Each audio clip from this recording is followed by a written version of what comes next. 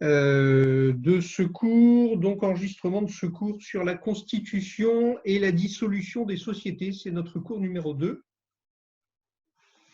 à l'occasion duquel nous allons voir un peu plus en détail quelles sont les modalités de constitution d'une société, les principales étapes de constitution d'une société, donc la naissance de la société, et puis dans la deuxième partie, on verra la mort de la société, c'est-à-dire la dissolution et la liquidation lorsqu'il y a liquidation. Je vous propose donc, sans propos préliminaires, de débuter immédiatement par le paragraphe numéro 1, grand 1, la constitution d'une société.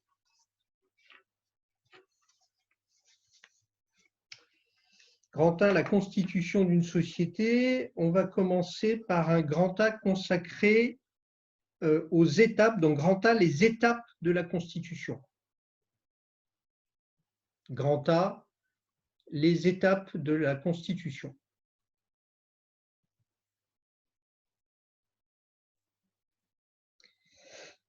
Alors, lorsqu'on constitue une société, la première des choses qu'on fait en pratique, c'est qu'on rédige un projet de statut écrit.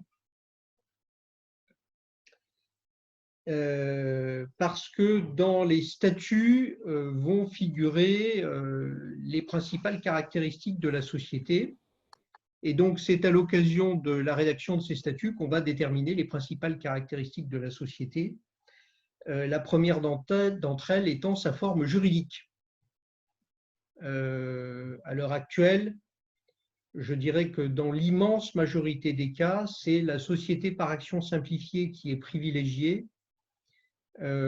pour un certain nombre de raisons, et notamment le fait qu'elle permet une très grande liberté statutaire, mais pas seulement. C'est aussi une société à risque limité, hein, c'est-à-dire du point de vue de la responsabilité des associés, c'est important, puisqu'un associé dans une société à risque limité ne peut pas perdre plus que ce qu'il a apporté. Alors, la première étape, je dirais, c'est donc le choix de la forme sociale, la forme sociétaire, pardon, et puis le choix des caractéristiques de la société. On va donc aborder cette première phase dans un petit 1, le contenu et la signature des statuts. Ou la rédaction, plus exactement, la rédaction et la signature des statuts. La rédaction et la signature des statuts. Petit 1. Alors, donc, la forme juridique de la société doit être choisie. Il faut ensuite déterminer le nombre d'associés. Alors, il peut, dans certaines sociétés, n'y avoir qu'un seul associé lorsqu'on constitue, c'est le cas lorsqu'on constitue une SARL ou une SAS, Société par action simplifiée. On peut n'avoir qu'un associé ou qu'un actionnaire. On parle d'actionnaire dans les SAS. En revanche, dans toutes les autres sociétés, il faut au moins 2 associés. Ensuite, on va déterminer la plupart des attributs de la société que l'on a évoqués en deuxième partie du premier cours la semaine dernière, c'est-à-dire la dénomination sociale, il faut choisir un nom, le siège social, qui est le domicile de la société, donc soit un bail commercial, soit un contrat de domiciliation, éventuellement si la société est propriétaire de locaux, mais c'est rare, très très rare. Il faut déterminer la nature et le montant des apports, puisque vous savez maintenant que la nature et le montant de ces apports vont déterminer le montant du capital social. Donc le montant et la nature des apports vont déterminer le capital social, étant précisé, vous vous en souvenez, que l'apport en industrie, qui est la troisième modalité d'apport, si elle est choisie, ne concourt pas à la formation du capital. C'est-à-dire que quand on fait un apport en industrie, on met à disposition des compétences, on crée des parts sociales, mais ces parts sociales ne sont pas prises en compte dans le montant du capital de la société. Ce sont des parts sociales particulières qui restent à part, qui ne font pas partie du capital social. Alors, lorsqu'on fait des apports en numéraire, il faut savoir qu'on n'est pas obligé de verser intégralement la totalité de l'apport. Lorsqu'on fait un apport en numéraire, on peut se contenter, sauf si le futur dirigeant exige le contraire, mais on peut se contenter de ne verser qu'une partie de l'apport. Je crois que c'est 20% dans une SARL de mémoire et 50% dans une société anonyme ou une société par action simplifiée.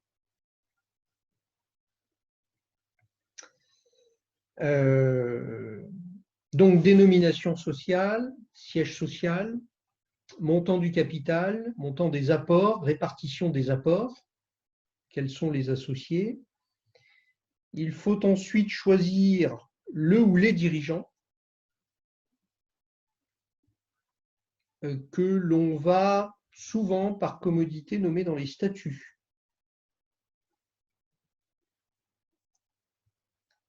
Donc, choix du ou des dirigeants selon la forme de la société. Dans certaines sociétés, par exemple société anonyme, il va falloir désigner le directeur général et les 3 premiers administrateurs et le président du conseil, qui peut être la même personne que le directeur général.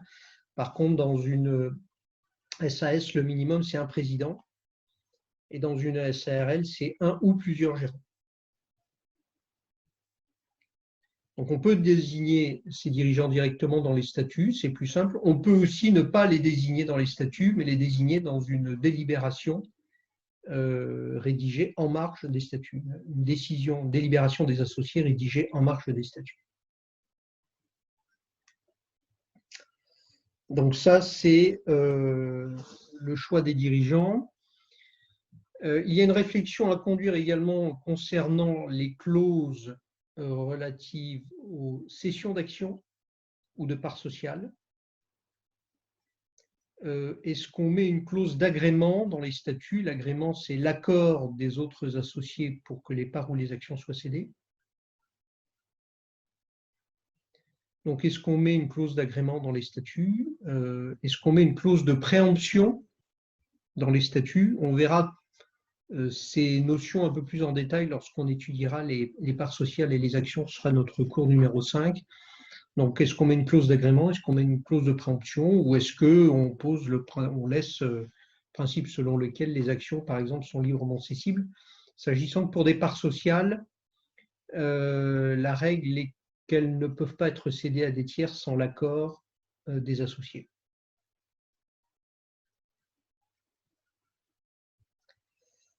Donc, les clauses relatives aux cessions d'actions de parts, est-ce qu'on met donc une clause d'agrément? Est-ce qu'on met une clause de préemption?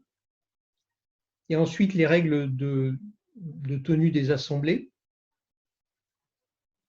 Là aussi, très variable en fonction du type de société. Dans certaines sociétés, comme la SAS, c'est la liberté totale. On peut retenir le principe d'une assemblée en présentiel ou de décision prise dans un acte ou d'assemblée tenue en visioconférence ou par communication téléphonique. Et puis, il y a d'autres sociétés dans lesquelles les règles sont un peu plus strictes. Alors, hors période Covid, hein, évidemment, parce qu'actuellement, il y a des dispositions qui permettent de tenir toutes les assemblées dans toutes les sociétés, soit à distance, soit même à huis clos. Hein, c'est-à-dire on tient des assemblées sans actionnaire, en réalité. Donc, on procède uniquement avec les votes par correspondance ou des pouvoirs. Donc là aussi, les règles sont un peu variables selon les sociétés. Une dernière clause à vous signaler dans les statuts, qui est une clause importante, qui est celle relative à la durée de l'exercice social, plus exactement à la date de départ et de fin de l'exercice social. Donc la date de durée et de fin de l'exercice social Alors, le premier exercice est toujours un exercice d'une durée atypique, sachant que la durée normale d'un exercice social, c'est 12 mois.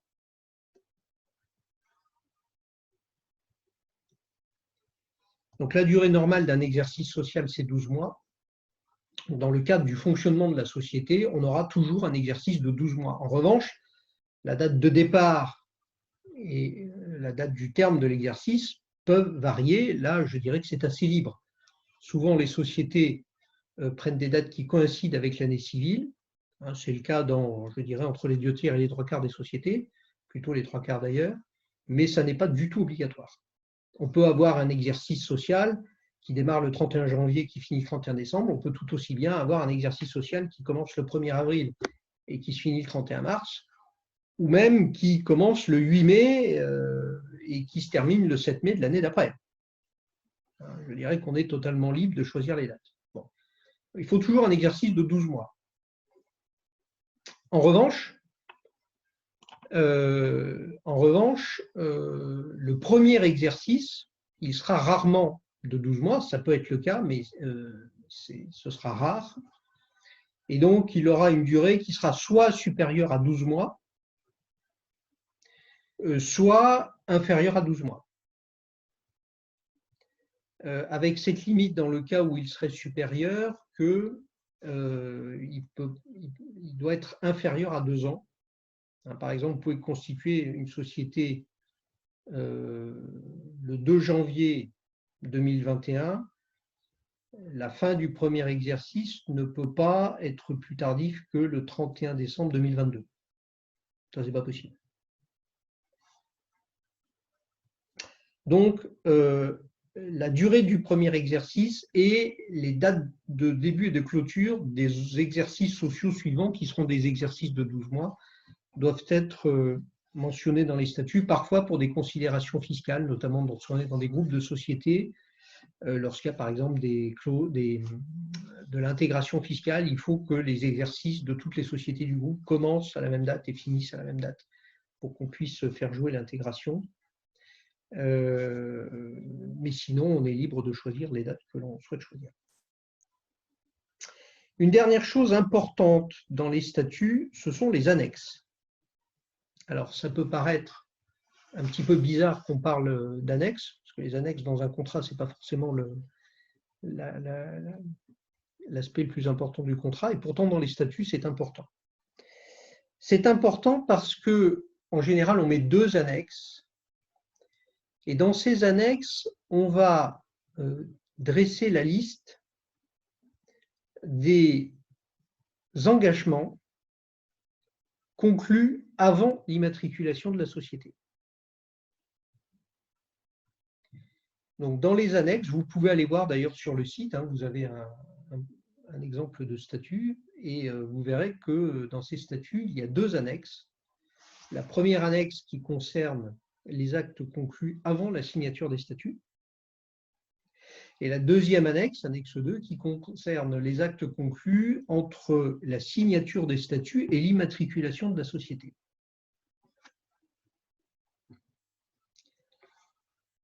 Alors, pourquoi ces annexes sont importantes? Ces annexes, elles vont contenir la liste des engagements, des contrats conclus avant l'immatriculation de la société. Donc, ces annexes contiennent la liste des engagements conclus avant l'immatriculation de la société.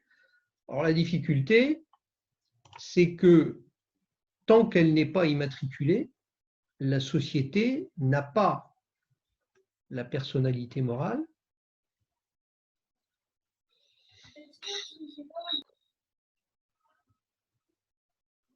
Donc, tant qu'elle n'est pas immatriculée, la société n'a pas la personnalité morale et donc elle ne peut pas conclure de contrat. Alors, vous êtes en train de vous dire, en fait, il est en train de nous raconter le contraire d'une chose et de l'autre, parce qu'il nous dit que la société conclut des engagements avant qu'elle soit immatriculée, et il nous dit qu'avant l'immatriculation, la société n'a pas de capacité juridique, donc ne peut pas conclure de contrat. Bon. Alors, non, ça n'est pas incompatible. En fait, ce qui se passe, c'est que tant que la société n'est pas immatriculée, c'est l'un des fondateurs qui va conclure le contrat au nom et pour le compte de la société en cours de constitution.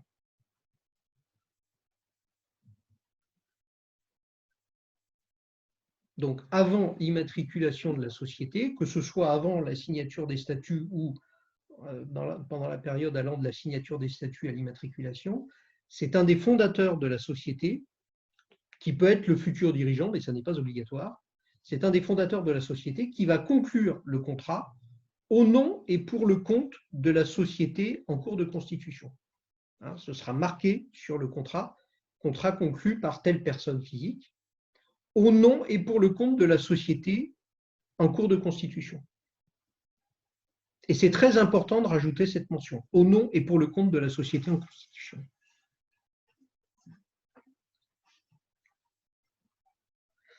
Par exemple, la première des choses qu'on va faire pour initier le processus de constitution de la société, donc je vous ai dit tout à l'heure, on rédige les statuts, et en rédigeant les statuts, en même temps, enfin, une fois qu'on a terminé de rédiger les statuts, plus exactement, il faut créer un compte en banque.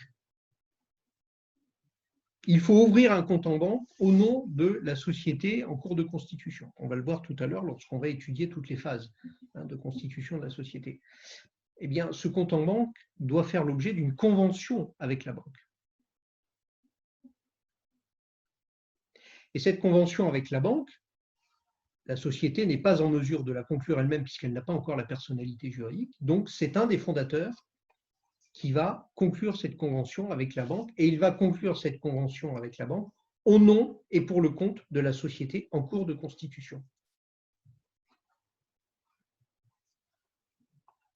Au nom et pour le compte de la société en cours de constitution. Excusez-moi, monsieur. Oui. En fait, vous allez dire, on peut, en fait, la société, elle peut faire toute cette, comment on dit ça, en manière rétroactive. Absolument, on y viendra tout à l'heure, mais c'est ça, ça va être rétroactif.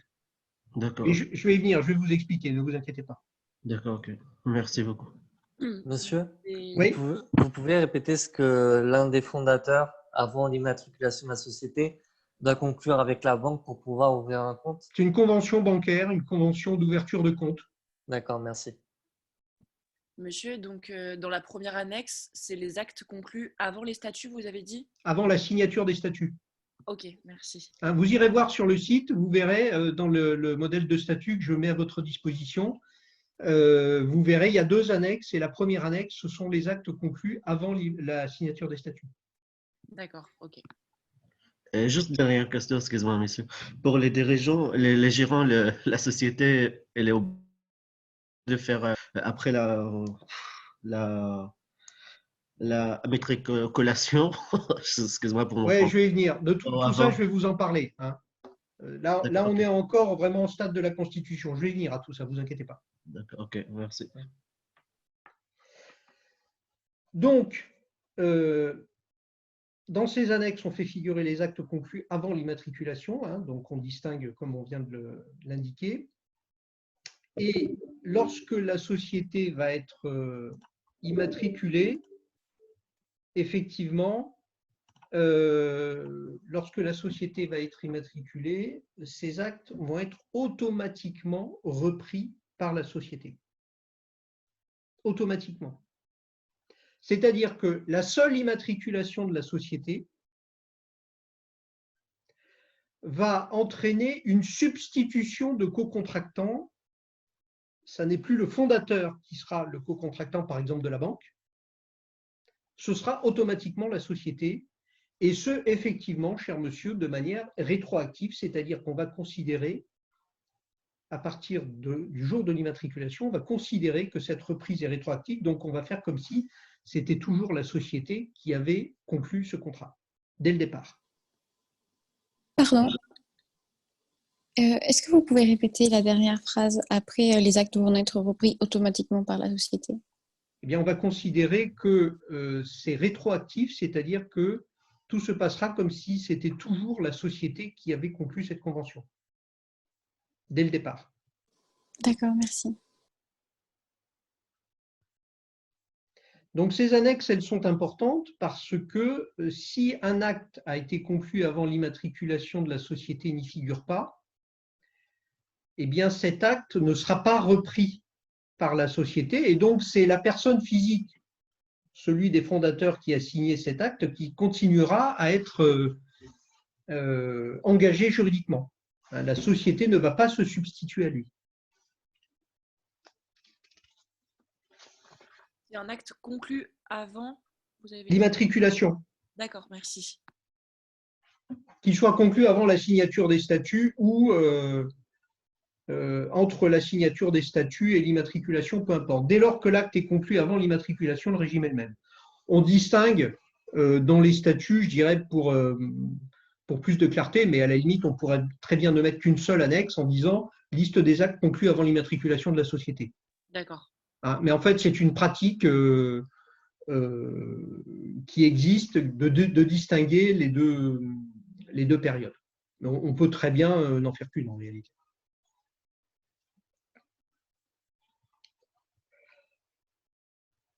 Alors, une fois qu'on a terminé les statuts, tous les associés signent les statuts.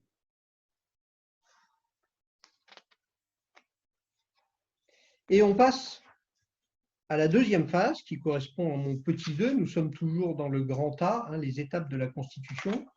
Petit 1, on avait dit la rédaction et la signature des statuts. On passe au petit 2 maintenant, la phase postérieure à la signature des statuts. Donc la phase postérieure à la signature des statuts.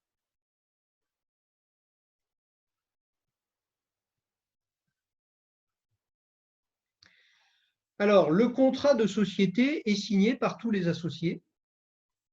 Donc les statuts sont signés par tous les associés. C'est un document essentiel évidemment, mais il n'est pas suffisant pour permettre l'immatriculation de la société. Alors d'abord, il faut noter qu'il n'est plus nécessaire d'enregistrer les statuts auprès de la recette des impôts. Donc c'est une formalité qui a disparu en plusieurs temps, hein, mais ça n'est plus nécessaire. Qu'est-ce qui n'est plus nécessaire, s'il vous plaît? D'enregistrer les statuts auprès de la recette des impôts.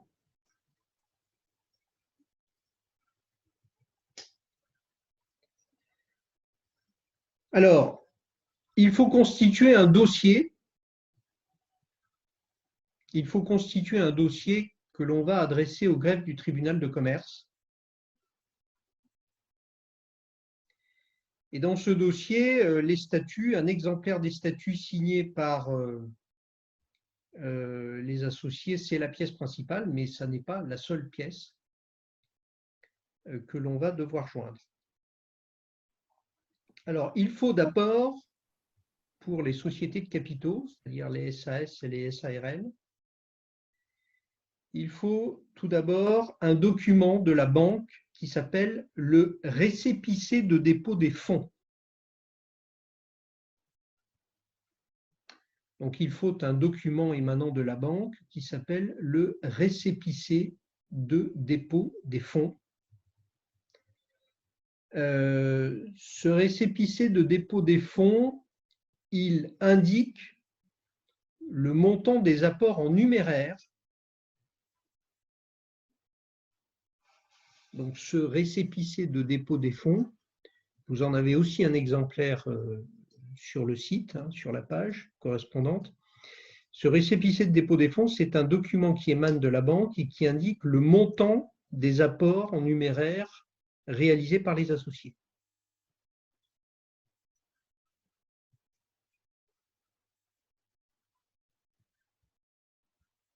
Par chacun des associés ou par tous les associés? Non, par tous les associés.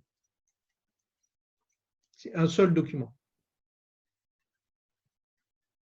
Si on fait un apport en nature, il faut établir et signer un contrat d'apport. Monsieur, vous pouvez répéter, s'il vous plaît. Alors, écoute, je vais pas tout le temps répéter parce que ça va complètement casser. J'ai beaucoup de choses à vous dire. Ce que je vous propose, c'est de réécouter hein, quand je vais enregistrer parce que sinon, ça va devenir un peu compliqué.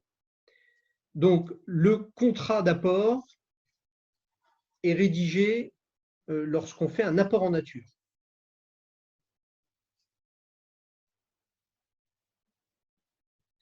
Le contrat d'apport est rédigé lorsqu'on fait un apport en nature. Alors, s'il y a des apports en nature et des apports en numéraire, il faut joindre le récépissé de dépôt des fonds pour les apports en numéraire et le contrat d'apport en nature s'il y a un apport en nature. Et le cas échéant, s'il y a plusieurs apports en nature, on va faire plusieurs contrats. Là, pour le coup, c'est un contrat par rapport en nature.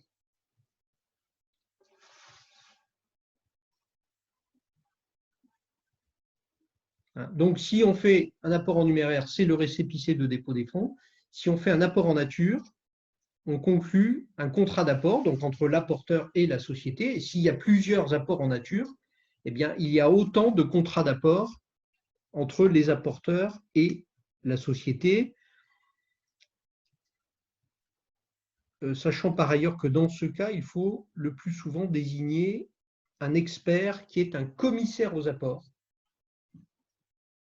Donc, lorsqu'on fait des apports en nature, il faut signer donc le contrat d'apport, autant de contrats d'apport qu'il y a d'apporteurs en nature, et il faut par ailleurs désigner un commissaire aux apports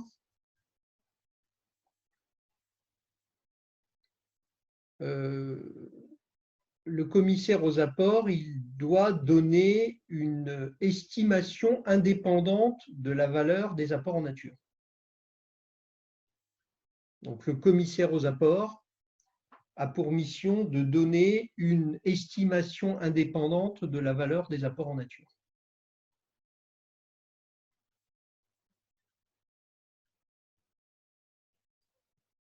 Et c'est important parce que chacun des apports va concourir à la formation du capital social. Donc, on va additionner le montant des différents apports pour former le capital. Et on sait que le capital social, c'est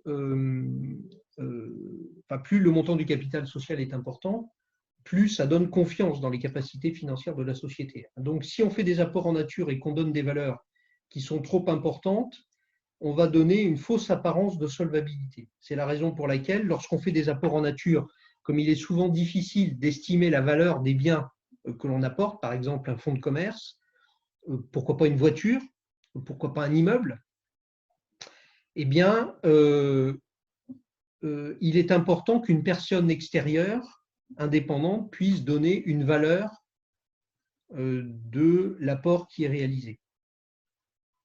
Donc, c'est la mission de ce commissaire aux apports qui est donc nommé dans la plupart des cas. Il y a des hypothèses dans lesquelles, lorsque les apports sont faibles et à certaines conditions, on est dispensé d'en nommer.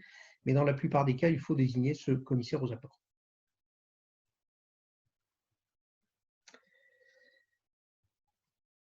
Alors, ce n'est pas tout. Il faut également produire le contrat de bail ou le contrat de domiciliation commerciale qui permet d'établir le siège social. Donc, le contrat de bail commercial, ou le contrat de domiciliation commerciale qui permet d'établir l'adresse du siège social. Contrat de bail, contrat de domiciliation commerciale qui permet d'établir l'adresse du siège social. Il faut faire une publicité dans un journal d'annonce légale. C'est un peu le faire-part de naissance de la société, si vous voulez, en quelque sorte. Donc, une publicité dans un journal d'annonce légale. Je crois vous avoir mis aussi un modèle dans le. Je crois vous avoir mis un modèle dans la page consacrée à ce cours. Il faut également un document qu'on appelle la liste des souscripteurs.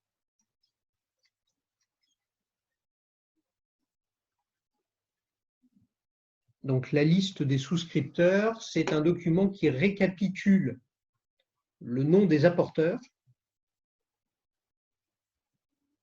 donc des associés, et le montant des apports, et le cas échéant, la nature des apports faits par chacun d'entre eux.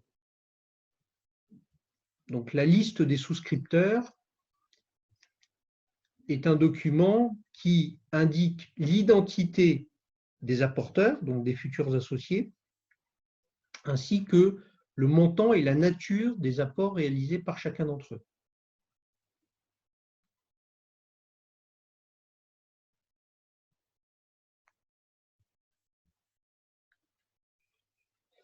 Il faut également, pour le ou les dirigeants, remplir ce qu'on appelle une déclaration de non-condamnation.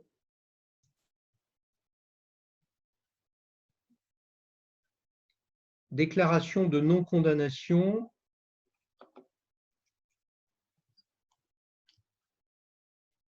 parce qu'il est interdit de diriger une société si on a fait l'objet d'une condamnation pénale.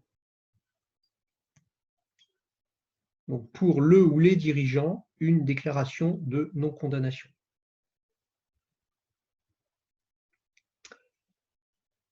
Si on doit nommer un commissaire aux comptes, ou si on choisit de nommer un commissaire aux comptes, il faut une lettre d'acceptation des fonctions par ce commissaire aux comptes. Si on doit ou si on choisit de nommer, on peut le faire volontairement aussi, même si on n'y est pas contraint, si on doit ou si on choisit de nommer un commissaire aux comptes, il faut une lettre par laquelle ce commissaire aux comptes accepte ses fonctions, ce qu'on appelle une lettre d'acceptation de fonctions des commissaires aux comptes.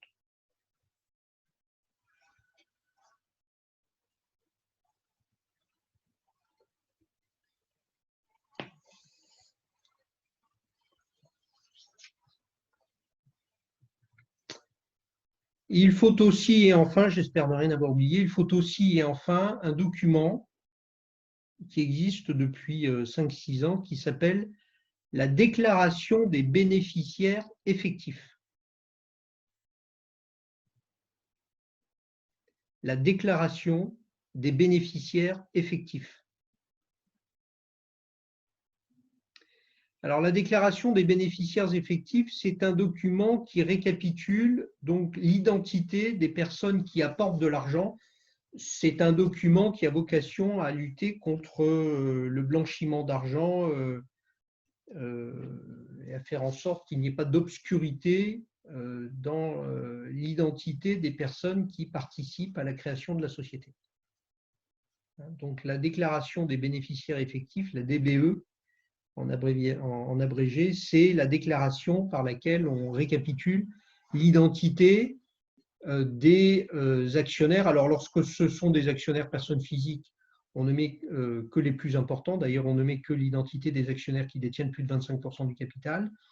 C'est surtout lorsque les actionnaires sont des personnes morales, on doit détailler le bénéficiaire effectif, parce qu'il peut y avoir des chaînes de sociétés, c'est-à-dire des sociétés qui détiennent des participations dans d'autres sociétés. Et c'est bien ça qui pose problème, je dirais, dans la lutte contre le blanchiment d'argent et toutes ces choses qui gangrènent la finance internationale, une partie de la finance internationale.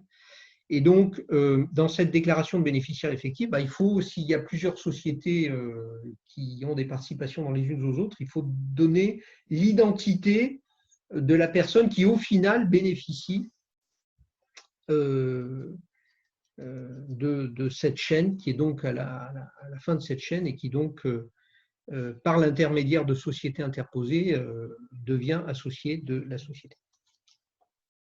Monsieur, Oui, c'est quoi la différence entre la DBE et la liste des souscripteurs?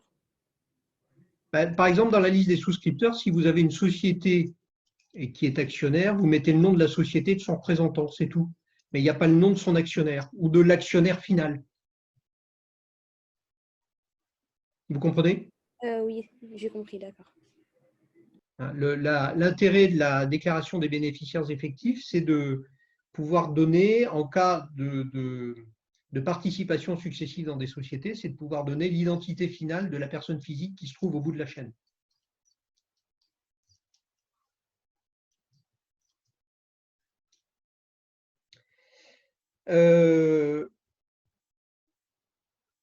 Voilà quels sont les documents essentiels, je pense n'avoir rien oublié de majeur, que l'on doit fournir lorsque on immatricule une société. Alors, il y a il y a un formulaire qui s'appelle le M0, qui doit être rempli aussi, qui récapitule les caractéristiques de la société et que l'on envoie au greffe du tribunal de commerce. Lorsque ce dossier est complet, eh bien, on va envoyer le dossier au greffe du tribunal de commerce, parfois via le centre de formalité des entreprises de la Chambre de commerce et d'industrie. Mais au final, le dossier arrive au greffe du tribunal de commerce et c'est le greffe du tribunal de commerce qui va immatriculer la société.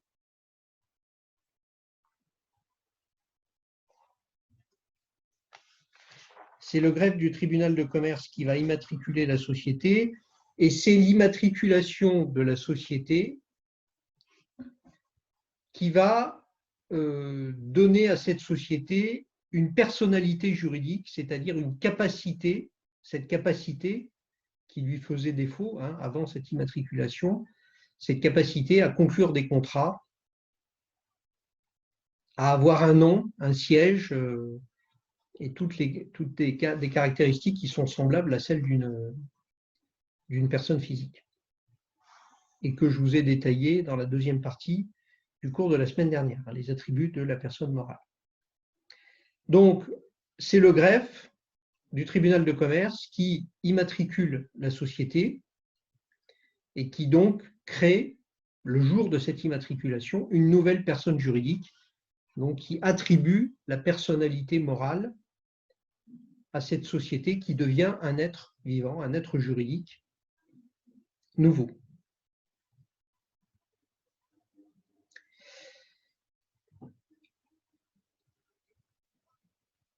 Et donc, à partir de cette date, la société va être représentée par le dirigeant qui a été désigné.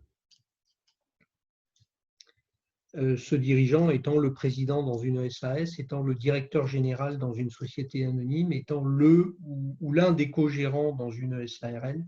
Donc, tout dépend après du type de société que l'on a choisi de constituer. Alors, le jour de cette immatriculation, donc la société acquiert la personnalité morale et le greffe du tribunal de commerce va délivrer un document qu'on appelle le K-BIS, donc K majuscule BIS. Vous avez aussi un exemplaire de ce K-BIS sur le site. Donc le K-BIS, donc K majuscule BIS en minuscule, le K-BIS, c'est un document qui regroupe toutes les caractéristiques principales de la société. Donc c'est un document officiel délivré par le greffe du tribunal de commerce qui regroupe toutes les caractéristiques essentielles de la société, son nom, sa durée, que j'ai oublié de vous mentionner tout à l'heure, dans le cadre de la rédaction des statuts. Donc le nom, la durée, le siège social, le montant du capital, l'identité et l'adresse personnelle des dirigeants. Enfin, vous verrez, vous regarderez, un K-BIS regroupe toutes les informations nécessaires pour identifier une société. Donc le K-BIS, c'est en quelque sorte la carte d'identité de la société.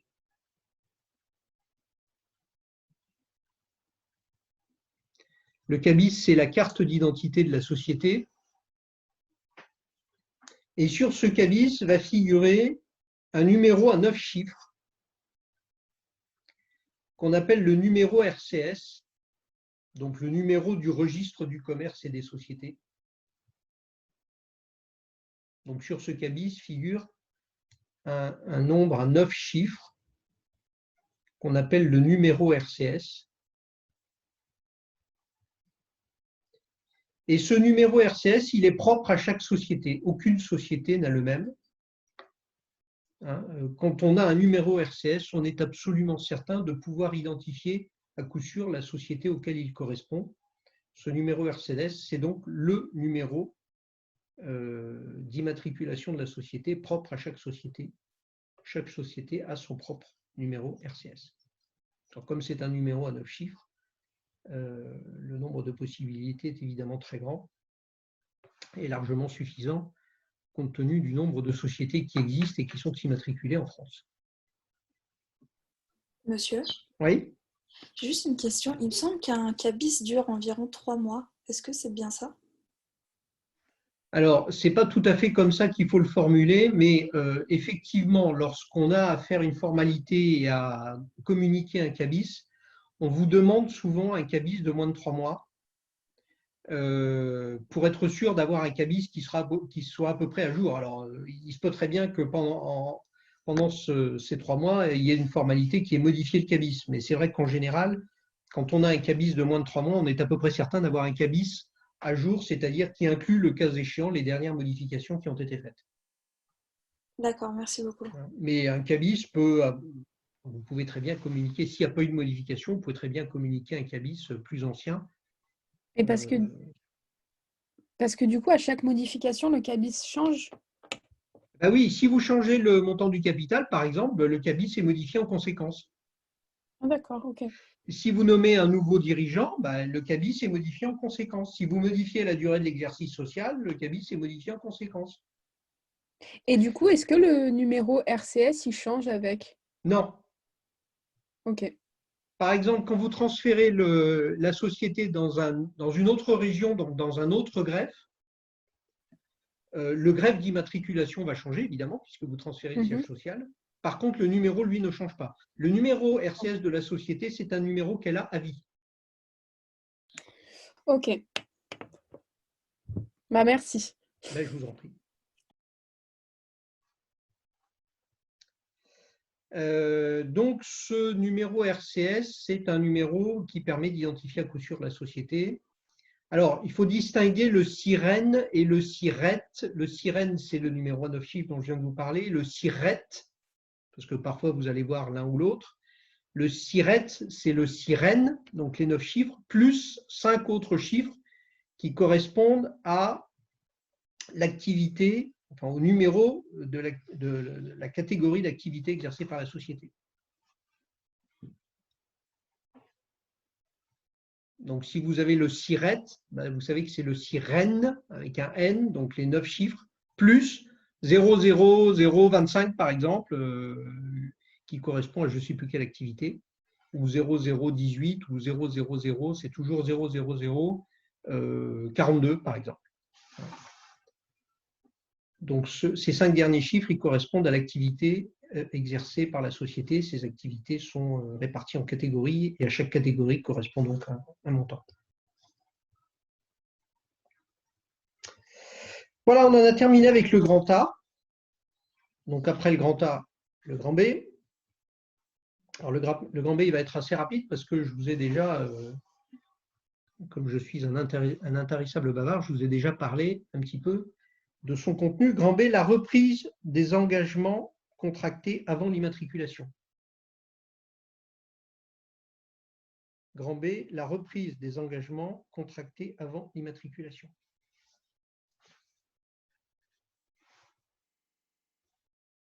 Grand B, la reprise des engagements contractés avant l'immatriculation. Donc, je vous ai expliqué tout à l'heure que, avant qu'elle soit immatriculée, la société doit conclure des contrats.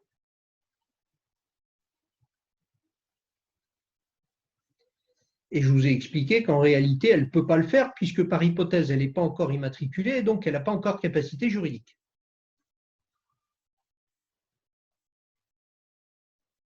Mais il faut quand même conclure ces contrats. Il faut conclure un contrat avec la banque pour ouvrir le compte capital sur lequel on va verser les apports en numéraire. Il faut conclure soit le contrat de domiciliation, soit le bail commercial pour que la société ait un siège pour qu'on puisse l'insérer dans les statuts et signer les statuts. Et puis, le cas échéant, il peut arriver qu'on soit amené à conclure d'autres contrats que cela pour permettre l'immatriculation de la société. Donc, je vous ai indiqué tout à l'heure que tous ces contrats, ils sont conclus par un des fondateurs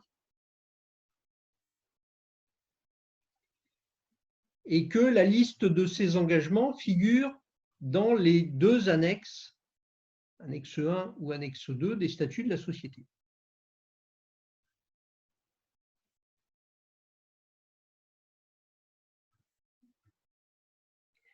Alors donc, si ces actes figurent dans ces annexes, si le contrat de bail, si le contrat conclu avec la banque figure dans la liste des annexes,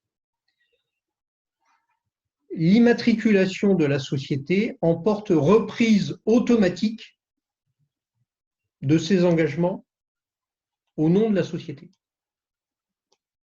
Donc, si ces contrats figurent dans les annexes, sont listés dans les annexes, l'immatriculation de la société emporte reprise automatique de ces engagements au nom de la société.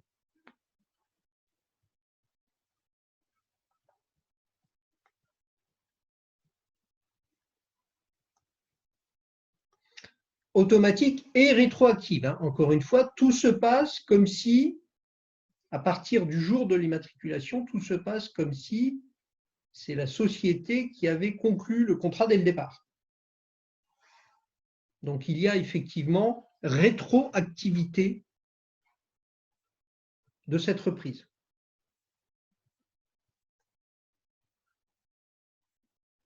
Alors, supposons par exemple que avant l'immatriculation, donc le contrat de bail commercial est conclu, un des fondateurs ne paye pas une échéance de loyer. Bon, tant que la société n'a pas repris, c'est lui qui est responsable puisque c'est lui le co-contractant.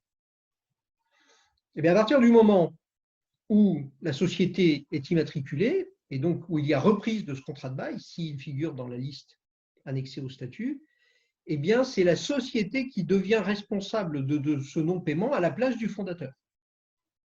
Donc, le fondateur est dégagé, sa responsabilité est dégagée, et le propriétaire des locaux ne pourra plus venir lui demander le paiement des loyers, ne pourra pas l'assigner en justice. À partir du moment où la société est immatriculée, c'est la société qui devient responsable rétroactivement, et donc, s'il y a un impayé, c'est cette société qui devrait être assignée en justice, y compris si cet impayé concerne une échéance antérieure à l'immatriculation.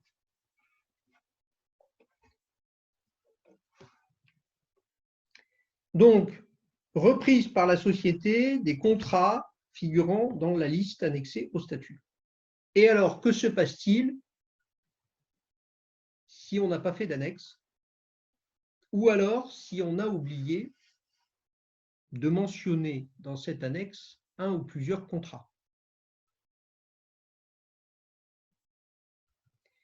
Eh bien, la loi a prévu une sorte de session de rattrapage, une deuxième possibilité pour permettre la reprise par la société des actes conclus avant l'immatriculation.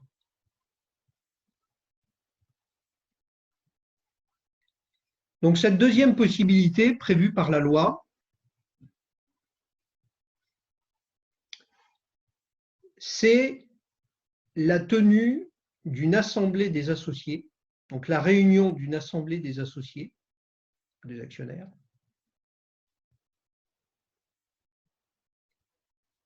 donc tenue d'une assemblée des associés ou des actionnaires qui va décider la reprise par la société des actes conclus avant son immatriculation. Donc, s'il y a omission, et si la liste des annexes est incomplète ou s'il n'y a pas eu d'annexe, eh bien, il y a une deuxième possibilité qui est donc la possibilité de réunir une assemblée des associés ou des actionnaires. Cette assemblée des associés ou des actionnaires va décider la reprise par la société des actes conclus avant son immatriculation.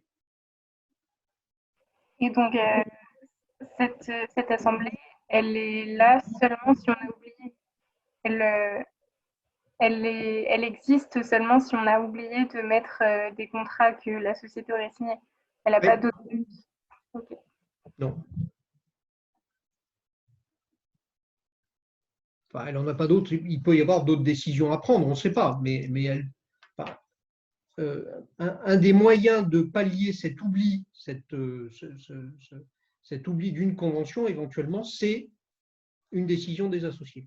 C'est-à-dire, les associés peuvent se réunir après l'immatriculation et dire bah, on a oublié ce contrat, on décide qu'il est repris par la société à compter de son immatriculation. Et là aussi de manière rétroactive. Hein, comme pour l'immatriculation.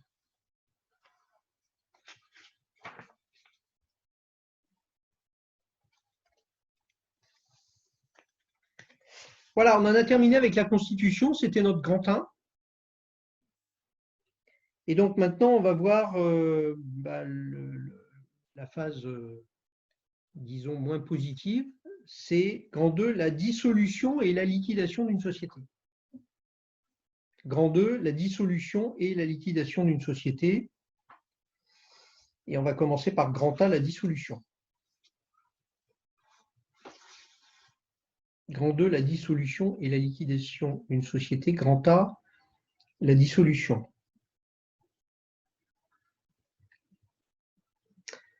Alors, quelles peuvent être les causes de dissolution d'une société? Il y a 3 grandes catégories d'événements, 3 grandes catégories de causes qui peuvent entraîner la dissolution de la société.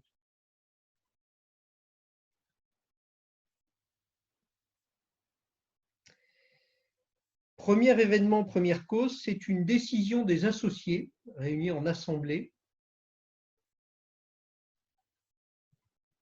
Décision des associés réunis en assemblée et statuant à la majorité prévue pour la modification des statuts. Donc, premier événement qui peut entraîner la dissolution de la société, c'est une décision des associés réunis en assemblée statuant à la majorité prévue pour la modification des statuts.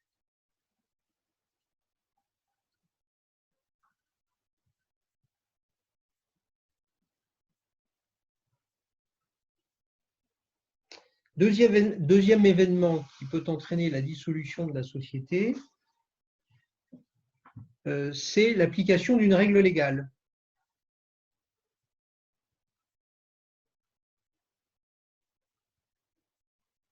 Par exemple, le nombre d'associés qui devient inférieur au minimum légal.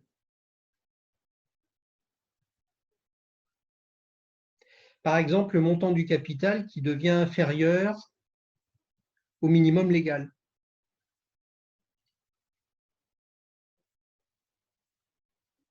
Alors, ces deux règles, d'ailleurs, ne pouvant s'appliquer que dans la société anonyme, puisque c'est la seule forme qui impose un nombre minimum d'associés, c'est-à-dire 2, ou 7 si la société est cotée, et c'est la seule forme sociale qui impose un montant minimum de capital avec la commandite par action, qui est de 37 000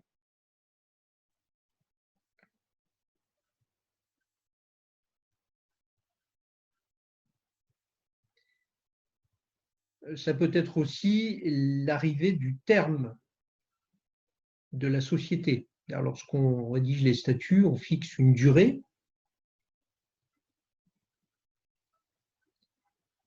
Et cette durée, si elle arrive à échéance, eh bien, ça entraîne automatiquement la dissolution de la société. Mais est-ce que cette durée elle peut être renouvelée? Oui, elle peut être renouvelée. D'accord. Okay. Mais si on oublie, si on arrive au terme et qu'on n'a pas renouvelé, ben ça s'arrête, le contrat s'arrête. C'est comme un contrat à durée déterminée en droit du travail, c'est exactement la même chose. D'accord. Donc, si on renouvelle avant, ça continue. Il y a des sociétés qui existent depuis, une société comme Saint-Gobain existe depuis des centaines d'années. Hein. Donc, à chaque fois, on a renouvelé avant l'expiration, avant la date d'expiration, on a renouvelé la durée de la société à plusieurs reprises. On peut le faire de manière indéfinie si on veut. Mais quand le terme arrive et qu'on n'a pas renouvelé, eh bien, ça entraîne la dissolution de la société. Monsieur, du coup, Oui. là, l'arrivée du terme d'une société, c'est la 3e catégorie ou ça fait partie de l'application? Non, ça fait partie de l'application de la loi. Ok, merci. La 3e catégorie, on y vient, c'est une décision du juge.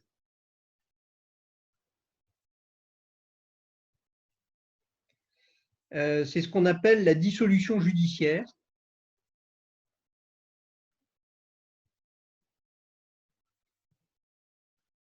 Alors, la dissolution judiciaire, elle peut être prononcée dans deux cas assez différents, dans deux circonstances assez différentes.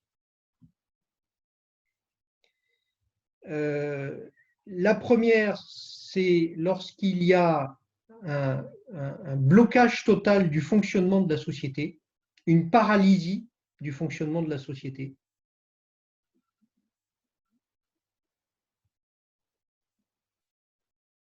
Donc, premier cas de dissolution judiciaire, un blocage total du fonctionnement de la société ou une paralysie totale du fonctionnement de la société. Par exemple, vous avez deux associés qui ont chacun 50% du capital. Ils se fâchent, la société ne peut plus adopter aucune décision. Donc, il y a blocage. C'est ce qu'on appelle la dissolution pour juste motif.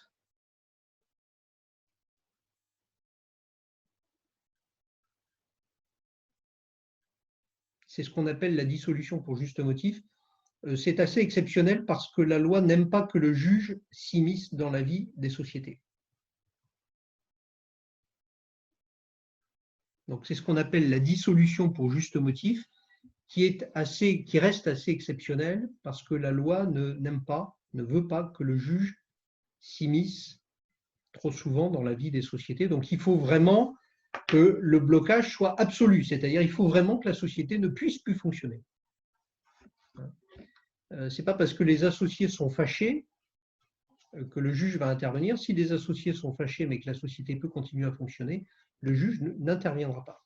En revanche, si tout est bloqué, si les associés peuvent plus se tenir, si les décisions ne peuvent plus être prises, là, le juge peut et doit intervenir. Donc, c'est ce qu'on appelle la dissolution judiciaire pour juste motif. Il y a un deuxième cas de dissolution. Pour que ça se soit mis en place, est-ce que oui, est-ce qu'il faut que ce soit un des deux, par exemple, associés qui ait fait les démarches oui, pour que le qui doit juge saisir le juge. prenne Oui, bien en sûr. charge. Oui. Oui, c'est lui qui doit le saisir. dirigeant ou enfin une personne qui est intéressée dans le fonctionnement de la société. Oui, il faut que quelqu'un ait saisi la justice pour que Voilà. ce soit. Voilà. D'accord, merci. Et le deuxième cas de dissolution judiciaire, c'est une dissolution judiciaire pour cessation des paiements.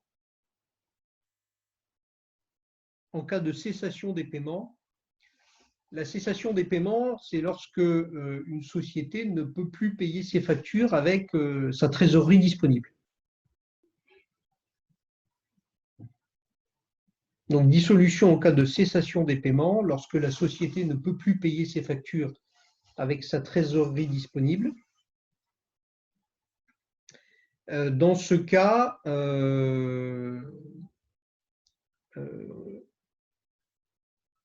le juge va prononcer la dissolution judiciaire de la société. Alors, une petite précision sur la notion, sur la déclaration de cessation des paiements. Donc, lorsque la société ne peut plus payer ses factures, vous savez que je vous ai expliqué au premier semestre que la règle, c'est l'application de la pratique des délais de paiement. Donc, en fait, quand un fournisseur envoie une facture, la facture, elle n'est pas payable immédiatement, mais elle est payable à 30 jours, 45 jours, en fonction des délais de paiement consentis. Et c'est donc à l'expiration de ce délai de paiement qu'il faut évidemment apprécier la situation. Donc, si à l'expiration de ce délai de paiement, la société n'a pas assez de trésorerie pour honorer une facture, une seule facture suffit, eh bien, elle est en état de cessation des paiements. La situation de cessation des paiements est caractérisée.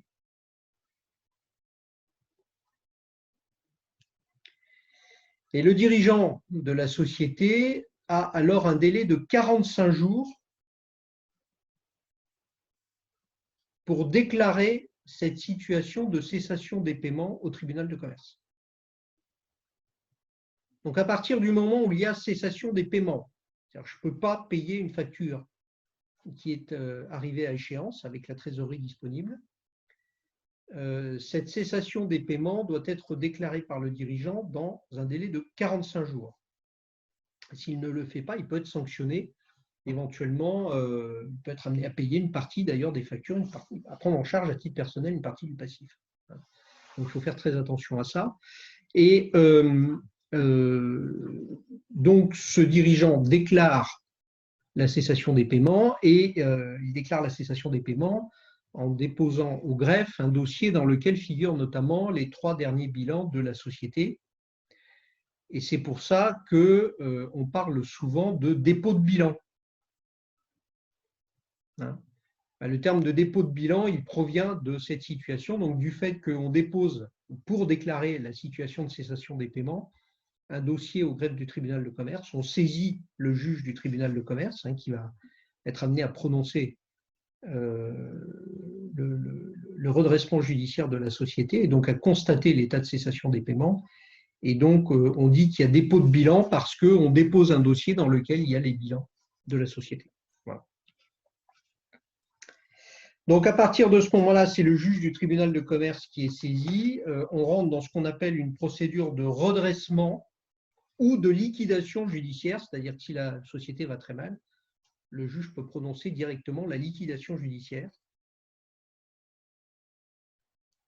Mais le plus souvent, on va chercher à redresser et donc, lorsque la situation n'est pas catastrophique, on va prononcer le redressement judiciaire. Donc là, c'est une procédure très spécifique que je ne détaille pas parce qu'on n'a pas assez de temps pour ça. Mais c'est une procédure de redressement judiciaire qui est mise en place et le but du redressement judiciaire, c'est d'essayer d'aider la société à trouver des solutions pour rembourser sa dette et poursuivre son activité. Sinon, j'ai une question. Est-ce que du coup, ce délai de 45 jours, il a été pareil pendant cette période de Covid? Est-ce que ça n'a pas changé? Ah non, il y a eu des… Non, alors, vous savez, le Covid, tout a été bouleversé. Donc le délai a été… quasiment tous les délais ont été prolongés. Alors, pour être tout à fait honnête, je n'ai pas regardé ce délai-là en particulier, mais pendant le Covid, tous les délais ont été prolongés. Ils ont été prolongés d'ailleurs pour une raison bien simple, c'est que entre le 15 mars et le 10-12 mai, je ne sais plus, plus aucune administration ne fonctionnait, plus rien ne fonctionnait. Donc là, tout s'est arrêté.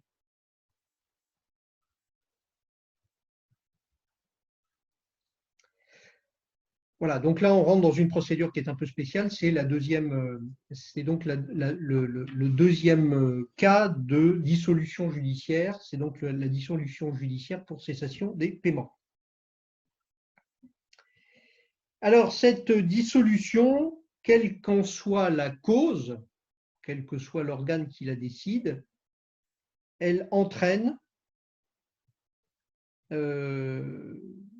une procédure de liquidation de la société. C'est notre grand B, la liquidation de la société.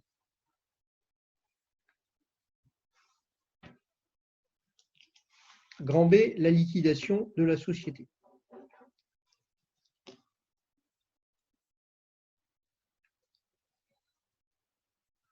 Alors, cette liquidation est la conséquence de la décision de dissolution. Donc, la dissolution, c'est une décision instantanée qui est prise soit par les associés, soit par le juge, ou alors qui s'applique du fait de l'application d'une règle de droit, une règle de loi, le cas échéant constatée par le juge, d'ailleurs.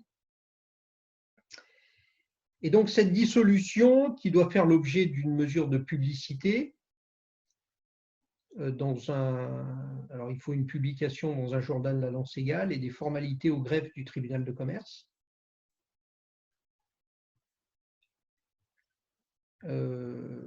Parce qu'à partir de ce moment-là, la société est une société en liquidation. Il y a la mention société en liquidation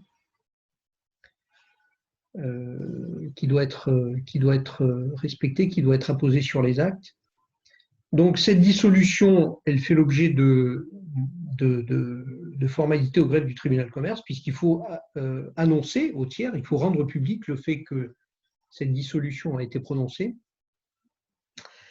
cette dissolution entraîne en principe l'ouverture d'une procédure de liquidation. Et vous aurez noté que j'ai dit entraîne en principe. Parce que ça, c'est la règle, mais qu'il y a une exception. Il y a une exception, il y a un cas dans lequel la dissolution n'est pas suivie d'une liquidation.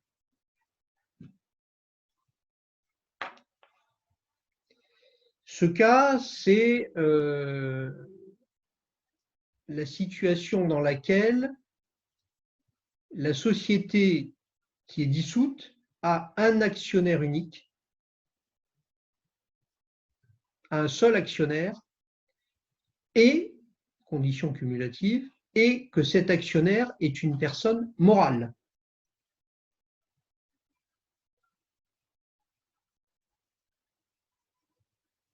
Donc, lorsque la société dissoute n'a qu'un seul actionnaire et que cet actionnaire est une personne morale, la dissolution n'est pas suivie d'une liquidation. Monsieur? Oui. Les actionnaires sont tous des personnalités morales, non? Non, une personne morale, alors, une société a la personnalité morale, mais vous êtes une personne physique. Ah, d'accord. Et Ok. vous pouvez être actionnaire d'une société. D'accord. Monsieur, s'il vous plaît, est-ce que vous auriez un exemple d'une société qui a un actionnaire unique et qui est une personne morale, s'il vous plaît?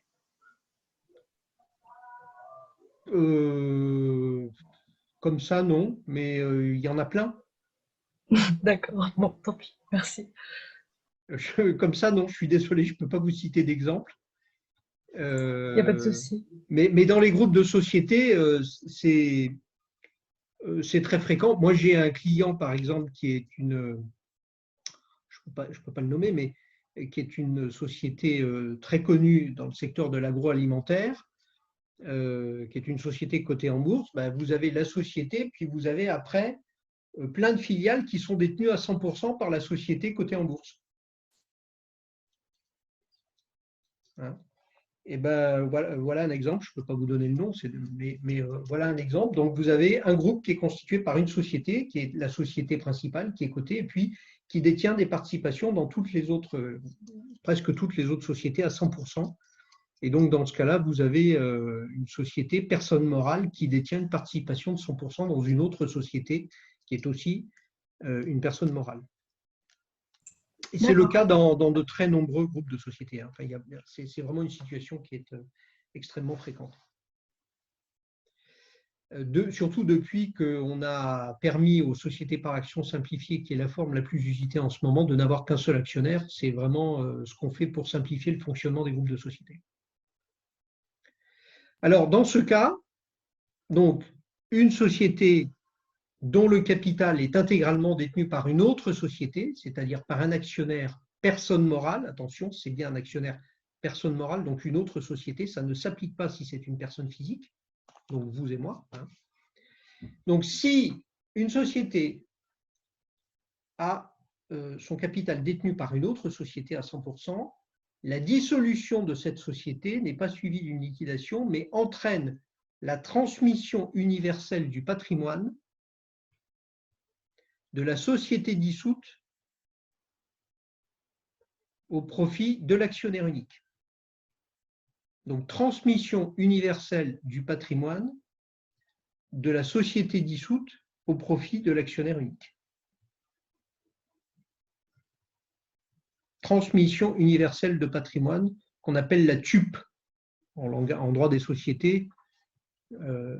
C'est l'abréviation qu'on emploie très souvent, la TUP, TUP. Transmission universelle de patrimoine. Alors, ça veut dire quoi? Ça veut dire que la totalité du patrimoine de la société dissoute va remonter pour s'incorporer au patrimoine de la société actionnaire unique.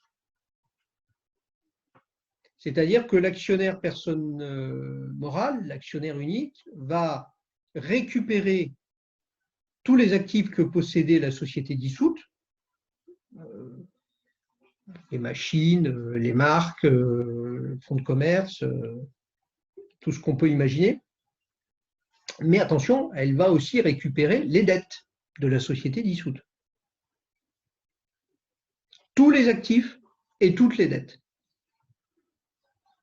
Elle récupère aussi, par exemple, les contrats, sauf s'il y a dans les contrats ce qu'on appelle une clause d'intuitu personae, c'est-à-dire qui interdit le transfert des contrats, mais en général aussi, elle récupère tous les contrats. Donc, elle récupère tout ce qui figurait dans le patrimoine de la société dissoute. Et est-ce que en tant que personne morale, elle peut se désolidariser, on va dire, de cette... Non. Non, à partir du moment où elle décide de dissoudre une société dans laquelle elle a 100%, dont elle détient 100% du capital, elle sait que c'est ça qui va arriver. Ok, d'accord. Donc, si elle ne veut pas faire ça, il faut qu'elle cède une action à une autre personne, même une seule action à une autre personne. Et dans ce cas-là, ce n'est pas une tube qui va survenir, c'est une liquidation classique. D'accord, merci. Je vous en prie.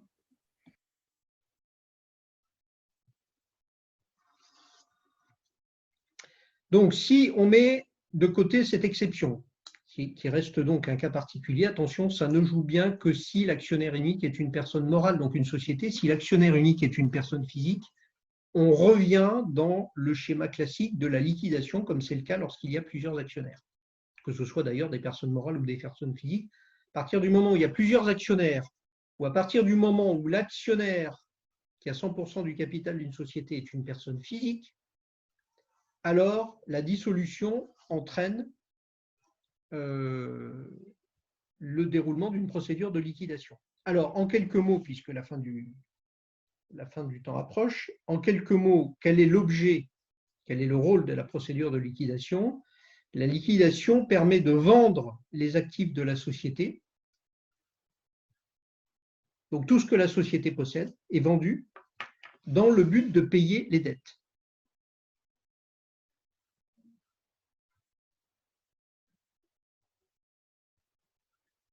Et ces opérations, elles sont accomplies par une personne qui a été nommée par les associés ou par le juge et qui s'appelle le liquidateur. Donc, but de la liquidation, vendre tous les actifs de la société en vue de payer les dettes de la société.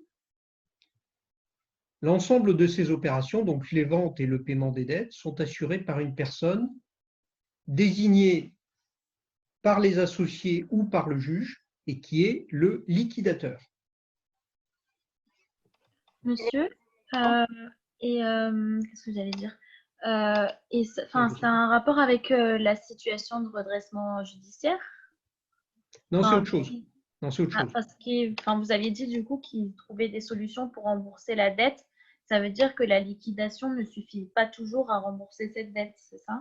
Non, mais alors ça, je vais y venir, vous allez voir. On va distinguer après le cas dans lequel, justement, on a assez pour rembourser et pas assez pour rembourser. Donc là, le liquidateur, c'est ce qu'on appelle une liquidation amiable ou conventionnelle ou judiciaire, mais pas pour cessation des paiements, pour juste motif. La liquidation a pour objet de vendre les biens de la société pour payer les dettes. Le liquidateur n'a pas le droit de conclure de nouveaux contrats, il ne peut que terminer les contrats en cours.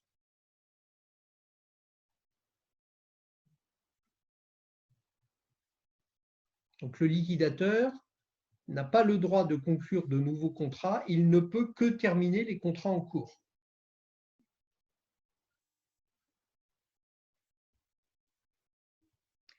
Et ce liquidateur, il est nommé pour une durée maximale de 3 ans.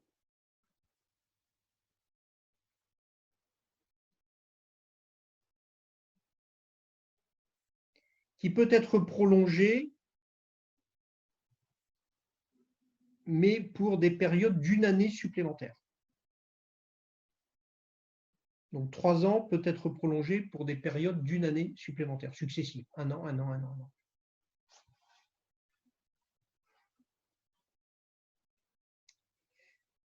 Et ce liquidateur, chaque année, je termine, hein, après je reviens vers vous, ce liquidateur, chaque année, doit établir les comptes comme le ferait un dirigeant et doit faire approuver les comptes par les associés.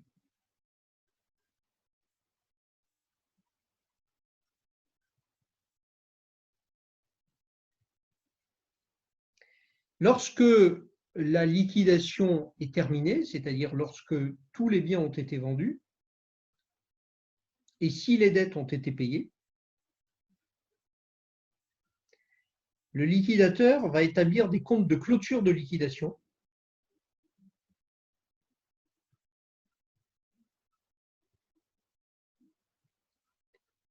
le liquidateur va établir des comptes de clôture de liquidation et il va réunir une dernière fois les associés pour faire approuver ces comptes de clôture de liquidation.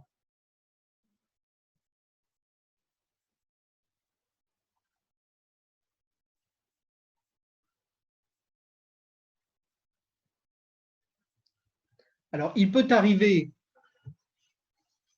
qu'à cette occasion, il reste de l'argent sur le compte de la société. C'est-à-dire qu'une fois que toutes les dettes ont été payées, il est possible qu'il reste de l'argent sur le compte de la société. C'est ce qu'on appelle le boni de liquidation.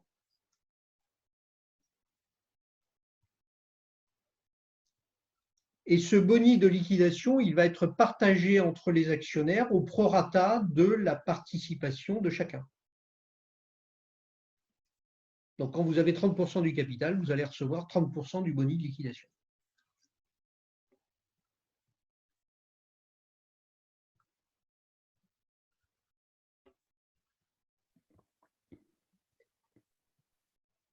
Monsieur, c'est au prorata de quoi? De la participation des actionnaires dans le capital. Merci. Et du coup, ma question, c'était, est-ce que le liquidateur, il peut être destitué, on va dire, avant les 3 ans? Si au final, les associés ou le juge J'ai considère... jamais vu le cas, mais s'il n'accomplit pas bien sa mission, oui, il peut être révoqué, oui, absolument. Ok, merci.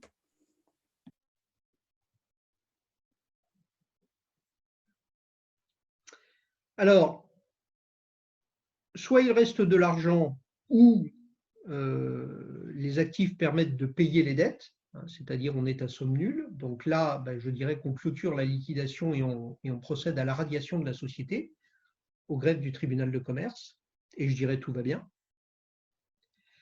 Soit il n'y a pas assez d'argent, la vente des actifs n'est pas suffisante pour payer les dettes,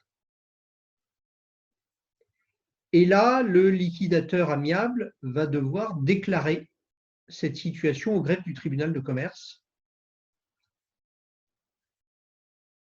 Donc, il va se trouver lui aussi en état de cessation des paiements.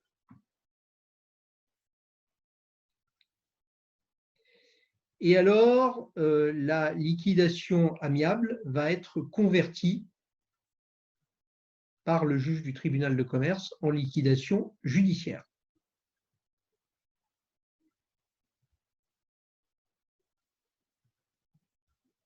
Donc, la liquidation amiable va être convertie en liquidation judiciaire et à ce moment-là, le juge peut éventuellement rechercher s'il y a des responsabilités, si les dirigeants se sont bien comportés, n'ont pas fait d'énormes fautes de gestion, auquel cas, il peut éventuellement essayer de faire prendre en charge une partie du passif de la société par les dirigeants si ceux-ci ont eu des comportements fautifs.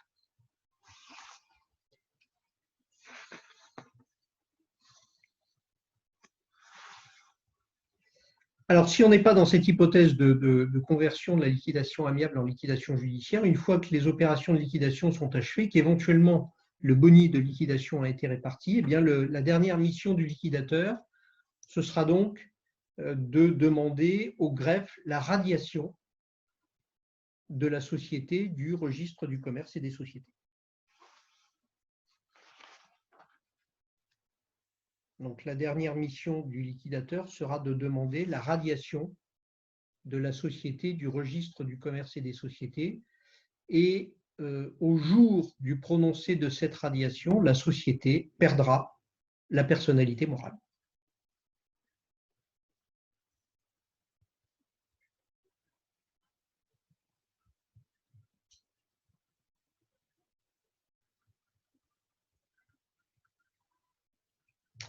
Et je suis ce soir d'une ponctualité absolument irréprochable puisqu'il est 20 h et j'ai terminé ce deuxième cours. Ce cours a été enregistré, donc je vais mettre le lien sur mon site comme je l'ai fait la semaine dernière. Donc vous pouvez, c'est comme à la télé, voir ou revoir ces images autant de fois que vous le souhaitez, avec le son associé. Je vous souhaite à toutes et à tous une excellente soirée. Faites attention à vous. Merci. Merci à vous aussi. Et puis, bonne semaine, et puis je vous dis à la semaine prochaine. Au revoir. Merci. Merci, à la semaine prochaine, monsieur. Au revoir. Oui, au revoir, à la semaine prochaine. Au revoir.